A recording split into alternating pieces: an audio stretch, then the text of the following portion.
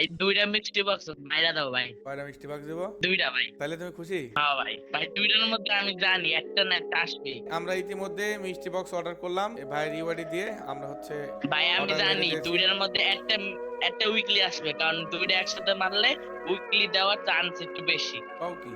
সত্যি নাকি? ভাই উইকলি। এই মিয়া, সত্যি উইকলি পাইছো? ভাই আল্লাহর কসম উইকলি ভাই, দেখছো ভাই দুইটা একসাথে মারলে পাইয়া যায় ভাই। দাঁড়ো দাঁড়ো, কালকে আমি বিকাশে টাকা বইরে এখন আবার দুইটা মারবো। সিরিয়াসলি তুমি উইকলি পাইছো? হ্যাঁ ভাই উইকলি উইকলি। আমি তোমাদের বলেছিলাম যে গিফট করতে করতে কেউ না কেউ গাইজ উইকলি পাবে, যেহেতু সাইড দিতেছে, সাইডের তো একটা রুলস আছে, সেই রুলস মেনটেন করে তো সবাই আমি দিবে। একটা কথা কই বলো ভাই। ভাই, তো তোমরা একটু বেশি বেশি উইক যে মিষ্টি বক্স মারবে একসাথে, কারণ একটা মারলে বেশি চান্স থাকে না। বেশি পাঁচটা মনে করো এক লগে মারলে বা দুইটা এক লগে মারলে দেয়।